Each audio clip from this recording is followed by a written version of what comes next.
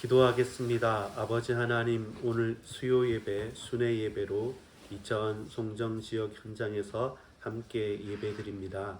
주님, 우리에게 길을 열어서 말씀을 청종케 듣게 하시고 우리의 눈을 열어서 하나님 나라의 뜻과 계획을 보게 하시며 우리 입술을 벌려 하나님을 찬양하고 그 말씀을 우리 입술에 우리 마음에 둘 수 있도록 주께서 세밀하게 하나하나 이끄시며 인도하시며 우리 모든 고개 숙여 하나님께 기도드리는 자들로 말미암아 주님 홀로 영광을 받아 주옵소서. 예배의 주인이 되시고 우리의 삶의 유일한 구세주가 되시는 구주 예수 그리스도 이름으로 간절히 기도합니다. 아멘. 여러분 반갑습니다. 오늘 수요일 이 시간에 우리 또 순회 예배 격주로 지역 현장, 가정 현장에서 함께 말씀을 나누게 돼서 감사드립니다.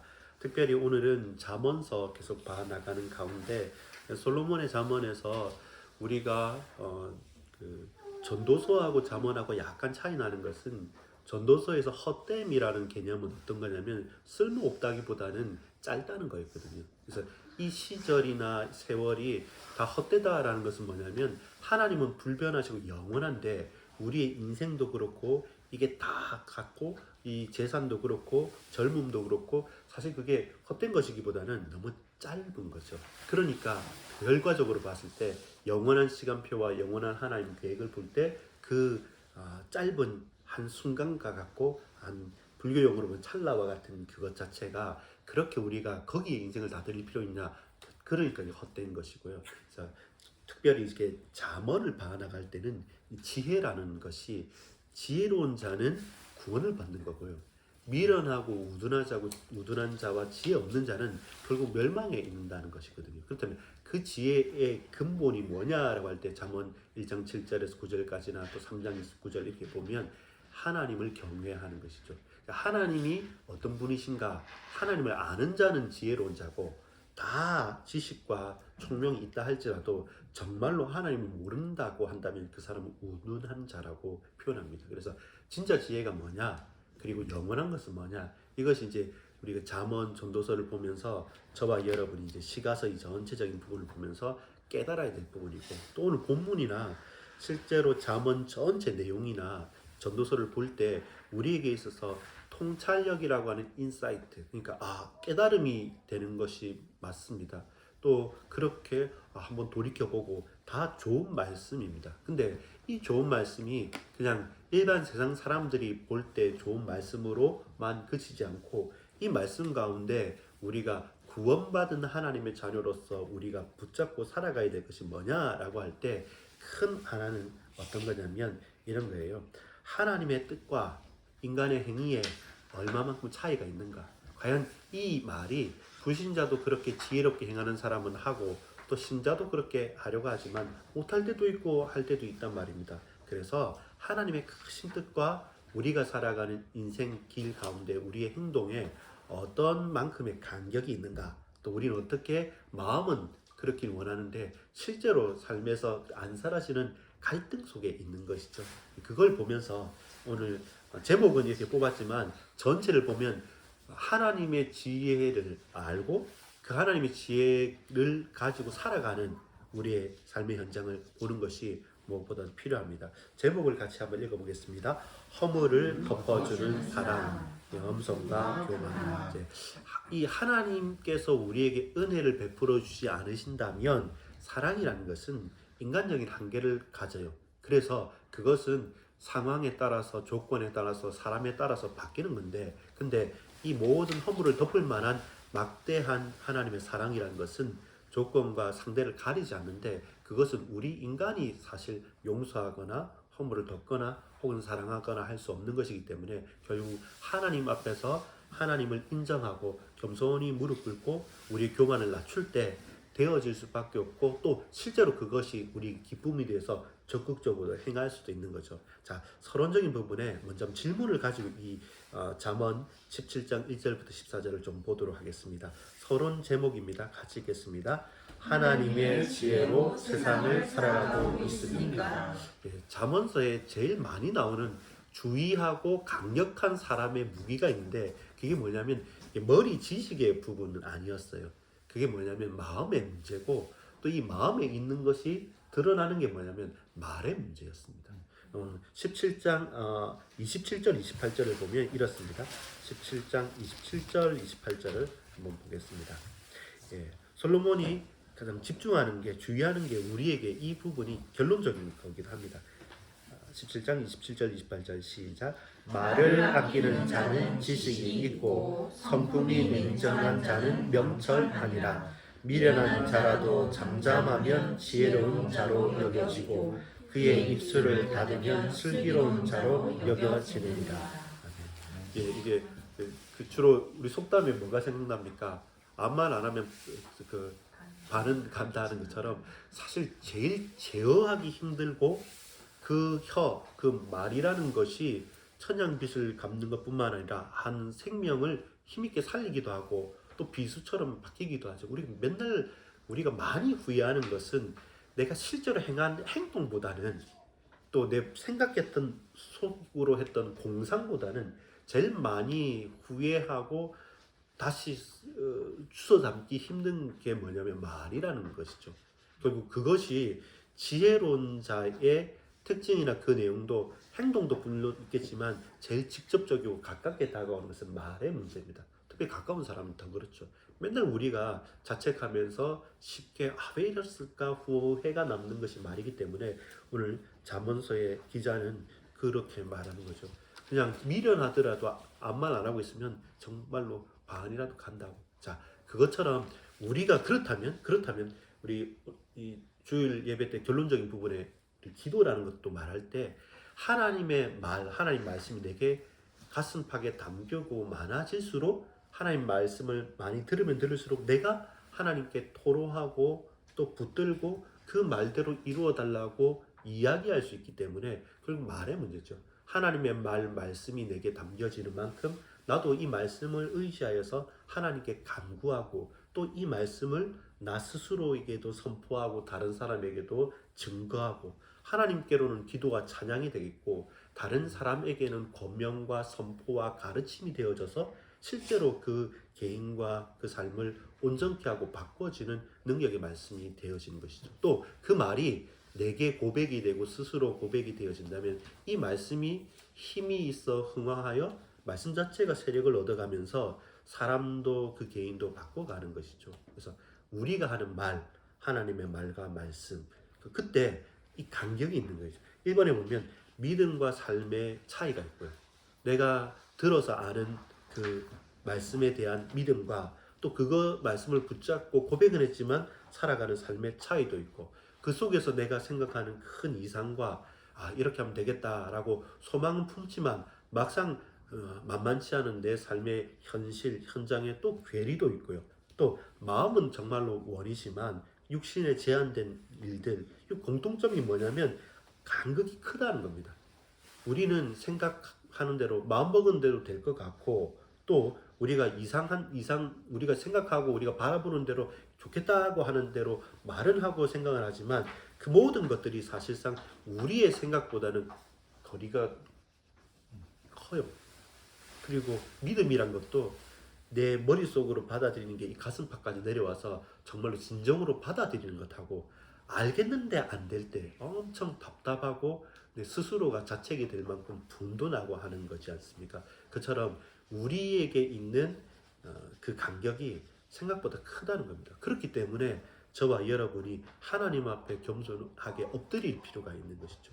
그리고 그렇지 않으면 우리의 생각보다 훨씬 벌어진 이 간격을 좁힐 수도 없고 또 넘어설 수도 없는 것이죠. 결국 너무 크다고 한다면 우리가 재버릴 수 없을 때는 뭐냐면 넘어설 수 있는 은혜가 필요한 것이죠. 우리 쌍둥이들이나 우리 친구들도 알겠지만 곱하기 할 때 일단 너희 초등학교 때 곱하기 0 배워 안 배워? 0의 개념 자연수가 중학교 가면 자연수 대체 숫자가 많더라도 이걸 빼거나 나누기나 할 수는 없더라도 결국 자연수의 범위에서는 곱하기 제로 0 해버리면 다 0이 되듯이 우리가 감당할 수 없는 큰 간격이 있을 때는 결국 우리 개인적인 노력에서 뭔가 간격을 막 줄이려고 우리는 많은 걸 합니다. 수단과 방법을 다 써서. 예, 괜찮습니다. 네. 근데 그 범위에서 이제 문제가 아니게 만드는 것이 곱하기 0 해서 아예 제로로 만들어 버리면 얼마나 많은 문제나 많은 수라도 그렇게 되는 것처럼 결국 우리의 한계 내 머릿속에서 안 될 때는 그걸 온전히 넘어서는 하나님의 그 막대하고도 놀라운 은혜가 우리에게 필요한 것이죠. 그래서 우리가 좀 주목해 봐야 될 것은 내 생각보다 내 믿음과 삶과 우리에게 주어진 것들이 간격이 정말 큽니다. 정말 하면 되겠지만 사실 그렇게 한다고 안 됐던 경험들이 또 우리 너무 많기 때문에 그런 것 가운데 결국은 뭐냐면 하나님의 지혜와 하나님의 은혜가 필요한 것이죠. 그걸 우리가 확인을 하고 고백을 해야지만 그래야 교만하지 않고 겸손하게 엎드릴 수 있고 또 오늘 하나님의 말씀인 잠언을 통해서 우리가 찾고 또 확인하고 붙들고 살아가야 될 진정한 지혜는 뭐냐라고 할 때 하나님을 경외하는 것이 모든 지식에 또 잠언 3장에 보면 모든 지혜, 그러니까 지혜와 지식의 근본은 하나님을 경외하는 것이다. 하나님을 하나님으로 인정하는 것에서부터 시작하는 거라는 가장 이제 기초면서 가장 중요한 우리의 신앙의 고백이 나오게 되는 것이죠. 본론입니다. 이 세상을 살아가는 가는 가운데서 지혜로운 길을 우리가 찾았느냐라고 할 때 사람들의 말과 나의 말 그리고 하나님의 말씀에 대해서 우리가 구분하고 다 분별을 할 수 있다고 한다면 여러분 오늘 잠언 17장 보면 정말 주옥 같은 거죠. 이게 뭐 일반적인 사람들 봤을 때 다 떠나서 이 말 자체가 인생의 수많은 세월을 거쳤던 사람들의 압축되어 있는 경험치들입니다. 그리고 거기에 대해서 아주 좀 미화하기보다는 생각보다 좀 현실적으로 말합니다. 여러분 뭐 나중에 보시면 알겠지만 제일 먼저 저 봤을 때 뇌물을 뭐 부정적으로 그리기보다는 뇌물이 강력하다는 말입니다. 예, 어디에 아까 나왔었죠? 8절 그렇죠. 뇌물은 그 임자가 보기에 보석 같은즉 그가 어디로 향하든지 형통하게 하느니라. 이 말은 뇌물을 쓰란 말이 아니라 누가 뇌물을 써서 저 사람 저렇게 했다. 우리는 한탄하잖아요. 저기 공정하게 했으면 됐을 건데 근데 저 사람이 뇌물을 썼다. 저 사람 나쁘다. 뇌물 받은 사람도 뇌물 준 사람 나쁘다. 왜 세상은 이렇게 불공평하나 이렇게 우리는 외칠 수는 있어요. 근데 실제로 그 뇌물 자체가 강력해요. 대단해요. 그렇다면 그렇게 너도 뇌물을 쓰란 말이 아니라 그걸 알아라는 겁니다. 여러분 그 누구죠? 마이크로소프트 사장이 누구였죠? 빌 게이츠가 첫 번째 한 말이 그거였어요. 세상은 불공평하다.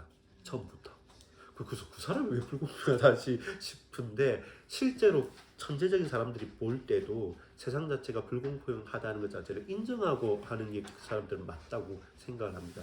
그처럼 그런 불공평한 세상에 불공평하게 살아라는 게 아니라 그걸 알아야지만 그걸 조금이라도 극복하는 게 뭘까라는 그 인간적인 노력도 아니고 그렇게 깨어있는 사람들 좀 대단한 영향력 있는 사람들은 그 나름대로 통찰력을 가지고 있어요. 마찬가지로 우리가 이 세상을 살아가는 가운데서도 우리가 그냥 아주 순진하게 혹은 너무 그냥 쉽게 세상에 이럴 거야 하나님 섬기면 되지 아니면 기도하면 되지 라고 하는 그렇게 말로서만 살아가는 인생은 아니죠. 그렇게 가니까 내 생각보다 계속 간격이 더 큰 거죠. 계속 큰 거. 난 예수 믿는데 나 정말 하나님 말씀대로 살라고 했는데 왜 안 되지 왜 안 되지 하면서 이거는 말씀과 세상은 맞지 않는가 보다. 신앙은 그냥 교회에서지 세상은 다른가 보다. 이렇게 나름대로 그냥 정리를 하는 거죠. 근데 말씀을 우리가 조금 더 분명하게 더 사실적으로 파고들고 또 고백하면 할수록 성경 말씀은 그걸 아주 미화하거나 혹은 너무 희망적이거나 너무 비관적으로 보는 게 아니라 있는 그대로를 우리에게 직시할 수 있도록 우리가 지혜롭게 알 수 있도록 우리에게 펼쳐 주신다는 것. 그렇다면 말씀은 답이 맞죠. 그리고 그 말씀대로 우리가 최대한 고백하고 겸손하게 엎드릴 때 그 말씀의 능력과 힘을 우리가 붙들고 가는 거죠. 그게 하나님께서 우리에게 베풀어진 지혜로운 길이 되는 것이죠. 큰 두 가지였습니다. 1절부터 6절까지 보면 이 개인, 어디 속에 있는 개인이냐면 그 가정에 속한 개인이죠. 특별히 이번 주간 있었던 것처럼 여러분 순종이 되고 사랑이 됩니까? 힘들지 않습니까? 여러분 복종이 됩니까? 어렵지 않습니까? 죽게 하듯 하는 게 아니라 그러니까 고민이 되죠. 오늘 저도 모임이 하나 있어서 가서 이렇게 얘기하다 보면 사람들이 이렇게 연결되고 말과 말들이 많은데 한 가지 얘기하면 거기는 이렇더라 저렇더라 생각보다 이 드러나지 않는 것도 없고 생각보다 이게 쉬운 것만 또 있는 것도 아니고 막 섞여 있는 것들이 너무 많아요. 그런 세상을 살아가는 가운데 그럼에도 불구하고 하나님의 말씀은 하나님은 역사하신다라는 그 고백이 과연 우리의 믿음을 지키면서 볼 수 있느냐라는 좀 질문이 필요한 거죠. 이 땅에서. 자, 그렇다면 가정의 화목은 축복입니다. 정말 이것은 그냥 우리 집은 아무 문제 없이 그냥 있다. 사실 그게 진짜라고 한다면 그거 정말 축복입니다. 왜냐하면 그렇지 않을 요소들이 이 땅에 너무 많기 때문에 그렇습니다. 왜 가정의 화목이 중요합니까? 1절과 6절에 보면 손자는 노인의 면류관이요 아비는 자식의 영환이라. 결국 내게 있는 믿음이 자녀와 그 자자 손손까지 연결되어질 수 있다. 그것은 대단한 것입니다. 실제로 그렇습니다. 결국 개인의 신앙이기 때문에 계속 끊어질 수 있는데 그 개인 신앙이 끊어지지 않고 전달돼서 나는 아브라함과 이삭과 야곱의 하나님이다. 나는 언약의 하나님이라고 고백할 수 있고 그렇게 그걸 받을 수 있다고 한다면 그것은 복된 것이죠. 그것은 우리의 힘이 아니라 우리의 노력이 아니라 하나님 열어주신 은혜가 되는 것이고 또 1절에 보면 마른 떡 한 조각만 있고도 비유가 그겁니다. 화목하는 것이 제육이 집에 가득하고도 어떤 성경에는 잔치상이 있고 또 이게 제육 자체는 그 뭐냐면 제물로 드리는 그 고기인 겁니다. 그러니까 번제죠. 불로 태워 드리는 것이니까 번제를 드리는 그 상이 펼쳐져 있는 것보다 훨씬 낫다는 거죠. 우리 고기도 필요하고 맛있는 것도 필요하고 그렇게 맛있는 거 먹으면 편해질지 않은데 사실 마른 떡 한 조각만 있고도 화목한 게 더 복되다고 하는데 이것은 진짜 가정에 고민과 걱정과 환란이 있는 사람들은 아차 싶겠죠. 분명히 맞는 부분입니다. 가정이 화목할 수 있고 이 말은 뭡니까? 부함과 또 가난함을 초월할 수 있을 만큼 그것을 넘어설 만한 신뢰가 있다는 거고 또 할아버지, 아버지와 자녀와 손자까지 연결된다는 것은 그거는 공통된 말이 통한다는 것이거든요.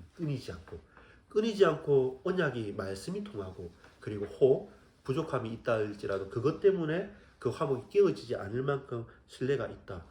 복된 가정이죠. 정말로 감사한 가정이죠.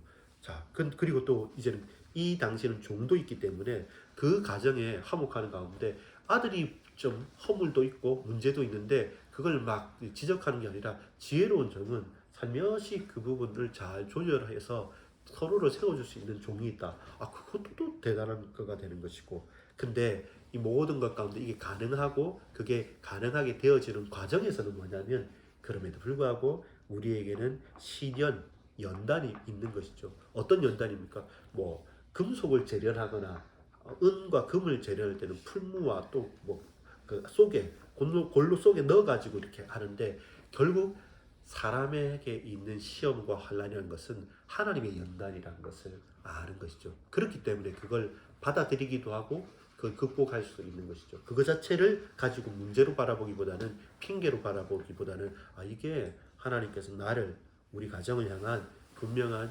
연단이구나라고 한다면 그걸 길게 오래 참으면서 극복해 갈 수 있는 것도 나타나는 것이죠. 4절 5절에 보면 이게 동일하게 17장뿐만 아니라 잠언서 전체의 핵심이 되고 주의한 경계점이 된다는 게 말이라는 거죠.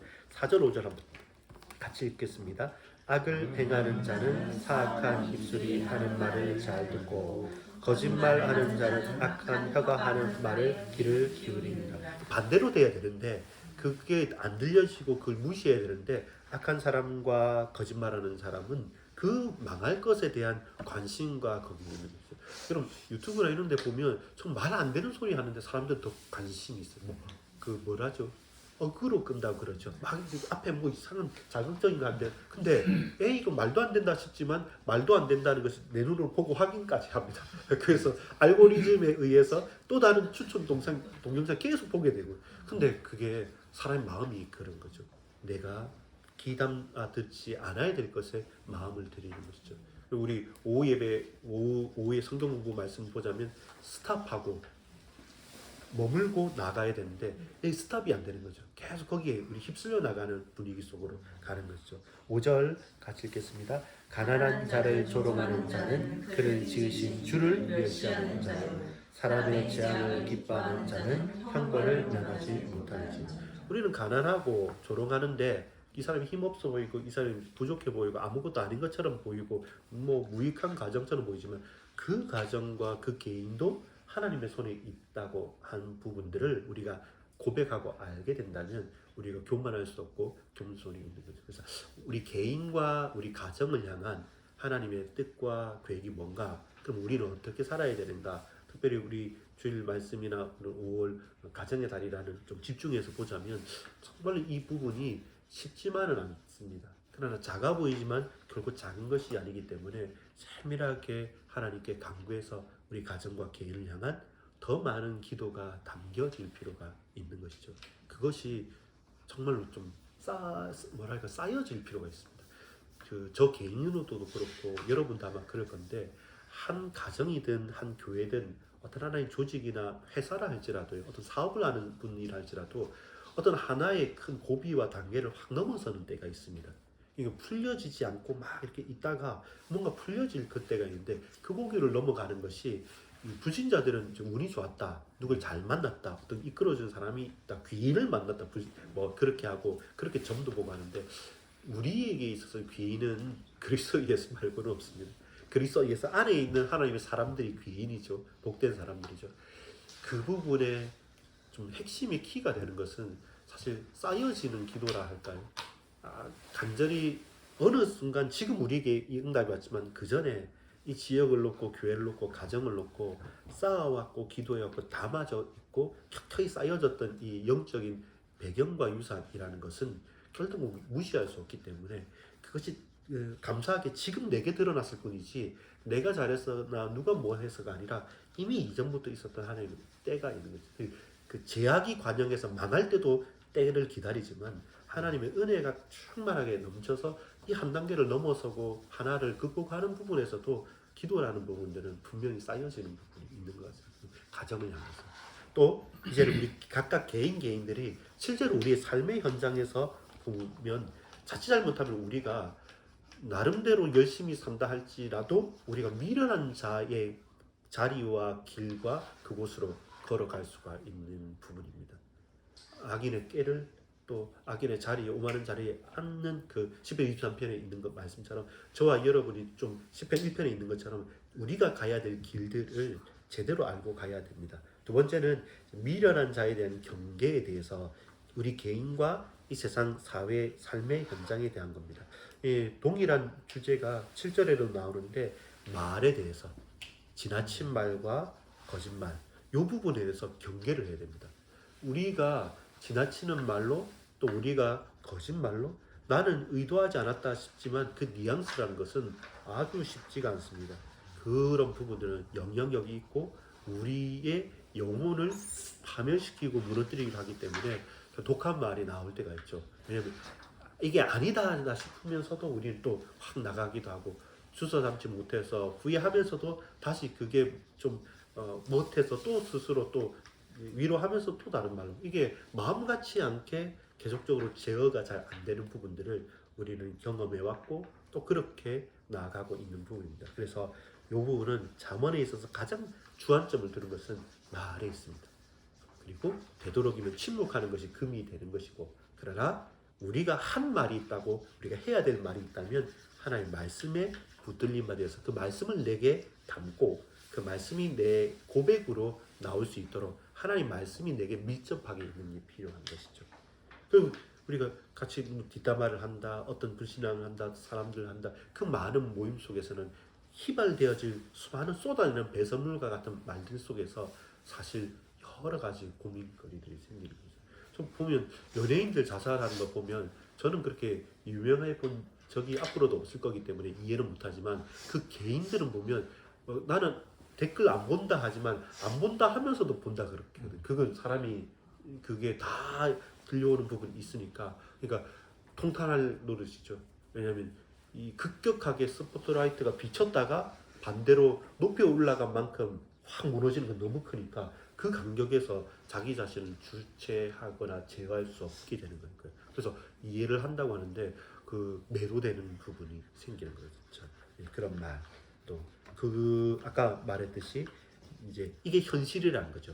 뇌물이라는 것은 그 주인에게는 사실 불법적인 부분인데 그게 고속가치되고 영향력이 있으니까 우리가 이러이런 세상의 현실에 대해서 권하는 것은 절대 아닙니다. 근데 그것 가지고 원망하거나 핑계대지 말 것은 이게 현실이다. 그걸 알고 그것조차도 넘어설 수 있을 만한 지혜가 너에게 있고 우리가 그 지혜의 길로 가고 있느냐는 겁니다. 그럴 때 이제 9절에 보면 오늘 제목에 나왔던 하나의 이제 부분이 있는데요. 그게 뭐냐면 허물이라는 거죠.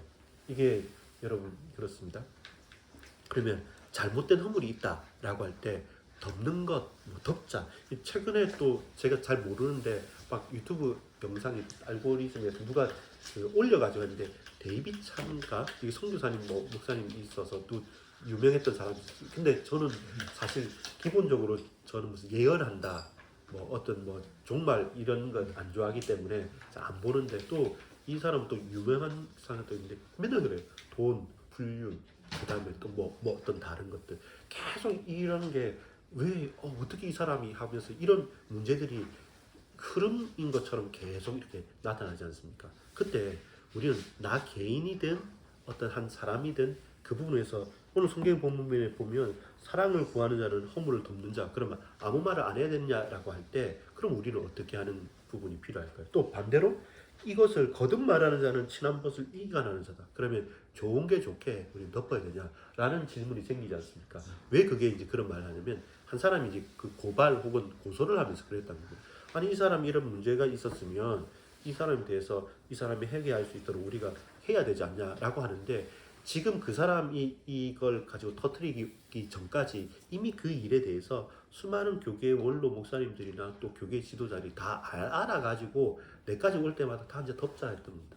그러면서 이제 요 말처럼 그냥 덮고 그냥 교회를 위해서 무엇을 위해서 할 때 그럼 과연 그것이 옳으냐 혹은 그르냐 할 때 그때 또 논리가 뭐냐면 그럼 너는 허물 없느냐 그럼 다 우리 다 똑같은데 그럼 뭐냐 이러면서 계속 이렇게 섞이는 거죠. 자 그렇다면 뭐가 되겠습니까? 우리가 지혜롭게 행하고 바르게 한다는 말은 뭐냐면 성경이 그대로 나와 있어요. 성경이 뭐라고 나와 있습니까? 누가 무슨 잘못을 하거든 내가 혼자 했지 않습니까? 혼자 받지 않습니까? 그러면 일단은 침묵하는 거 맞습니다. 근데 증인이 2명 이상 있지 않습니까? 그러면 2명이 같이 가는 거예요. 그리고 그것도 듣지 않으면 이제 어떻게 합니까? 교회에서 또 하는 겁니다. 이런 절차적인 부분이 있어요. 그러니까 내 혼자서는 사실 아닐 수도 있고 오해할 수 있기 때문에 그 자체에 대해서는 허물은 덮는 게 맞아요. 내 혼자서 증인이 없는 가운데서 2번, 3번, 4번 말한다는 것은 이거는 결국은 파멸의 길이고 이간질하는 길이 될 수 있습니다. 근데 분명히 그게 사실이라고 한다면 그 침묵하고 덮은 그 가운데서 그 다른 일들이 일어나면 증인이 2명 이상일 때는 그것은 그 사람한테 권하는 것이 형제 사랑으로서 또 반드시 해야 될 일이고 그 이후에 그가 듣지 않으면 교회에서 하는 부분처럼 성경은 우리가 원하는 대로 있는 것이 아니라 거기에 대한 나아가는 절차적인 부분도 다 있는 것이죠. 그렇다면 그 많은 수많은 교계 어른들이 덮자 한 것은 그건 잘못된 거죠. 왜냐하면 그 증인이 2명 이상이 나와가지고 그에게 돌이킬 수 있는 권하는 부분이 분명히 필요했던 부분이죠. 근데 고양이 목에 방울을 달기 힘든 거죠. 굳이 내가 그냥 좋은 가운데 좋을 때는 친하지만 가장 악역이나 이걸 할 때는 부담스럽게 뒷짐지고 물러나는 것은 용기가 없는 것이죠. 그래서 우리에게 있어서 결단이라고 하고 우리가 정말로 허물을 덮는 사랑이란 것과 그것을 넘어서서 함께 울어주고 할 수 있는 동력자라고 했을 때는 성경적으로 해야 되는 게 맞죠. 거기에 대해서는 우리가 분명한 기준을 삼고 무엇이 정말로 맞는 거냐 그리고 어떤 것이 더 성경적인 거냐 할 때는 고민을 할 수가 있는 거죠. 그렇다면 단순하게 율법주의라서 또 정죄를 하기 위해서가 아니라 이유 있는 그리고 더 사랑할 수 있는 십자가의 사랑 속에서 회복할 수 있는 기회도 그에게 필요한 거죠. 이렇게 우리는 봐야 되는 것이죠. 예.